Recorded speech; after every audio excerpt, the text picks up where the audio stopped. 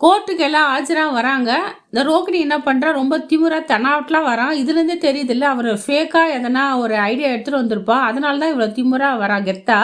இல்லன்னா அவகிட்ட பொய்யான இதுதானே இருக்கு எல்லாமே. உண்மையா இருந்ததுன்னா நம்ம மாட்டிப்போம்ன்னு சொல்லிட்டு ஒரு பயத்திலே ஒரு மாதிரியா தானே வருவா நடுங்கி. ஆனா சும்மா சொல்லக்கூடாதுங்க. ஒரு வக்கீலே இல்லாம தான் தான் என்னவோ வக்கீல் மாரி இந்த மாரி ட்ரீட் பண்ணிக்கிட்டு எல்லா விஷயமும் பண்ணிட்டு இருக்காங்க இந்த ரோகிணி. கடைசியில எங்க போய் முடிய போகுதுன்னு தெரியல. ஜட்ஜ் ஐயா முன்னாடி வந்து கிருஷ்ணாராம் வந்து சாட்சியெல்லாம் கூப்பிடுறாங்க. வித்யா முதல் வராங்க. வித்யா நடந்த விஷயம்லாம் சொல்றாங்க. இவன் என் ஃப்ரெண்டு தான். கல்யாணம் ஆவறதுக்கு முன்னாடி எல்லா விஷயத்தையும் அவ மறைச்சிட்டா. புருஷனுக்கு எதுவுமே தெரியாது. மனோஜுக்கு சொல்லவே இல்லன்றாங்க. உடனே இந்த ரோகிணி என்ன தெரியுமா பண்றா? செம்ம மாஸ்டர் பிளான்ங்க. ஐயா நான் வந்து முருகன வந்து விசாரிக்கணும்னு கேட்குறாங்க. அவரு எதுக்கு நம்ம வக்கீல் கேட்குறாங்க. இல்ல, இல்ல நான் கொஞ்சம் வித்யாவோட புருஷன வந்து முருகன விசாரிக்கணும். அப்போ உங்களுக்கு ஒரு உண்மை தெரியும்.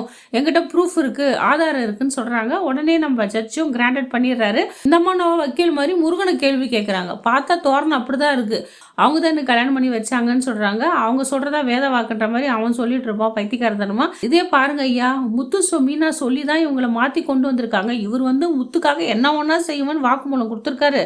முத்து தூங்க சொன்னா தூங்குவாரு, படுக்க சொன்னா படுப்பாரு, நடக்க சொன்னா நடுவாரு, குதிச்சு கணத்துல குத்தினாலும் குதிச்சுருவாரு. அந்த அளவுக்கு இவரு முத்து மீனா மேல பாசம் வச்சிருக்காரு. ஸோ இதுலேருந்து உங்களுக்கே தெரியுதே, ஃபேக்கான குற்றச்சாட்ட வந்து இந்த ரோகிணி முன்வைக்கிறாங்க. அடுத்தது கறிக்கடைக்கார மாமா வராரு. அவரும் இதே மாரி தான்.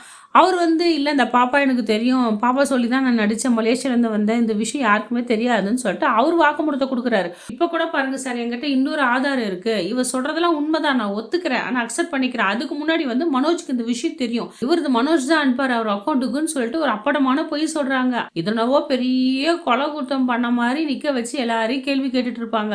டிவோர்ஸ் வேணுமா? அப்ளை பண்ணியா? விசாரிச்சா? புடிச்சுதா? புடிக்கலையான்னு சொல்லிட்டு விட்டு போ வேண்டியது தானே. எதுக்கு தேவையில்லாத வந்து சாட்சி அது சொல்லிட்டு டைம் வேஸ்ட் பண்ணிட்டு இருக்காங்க.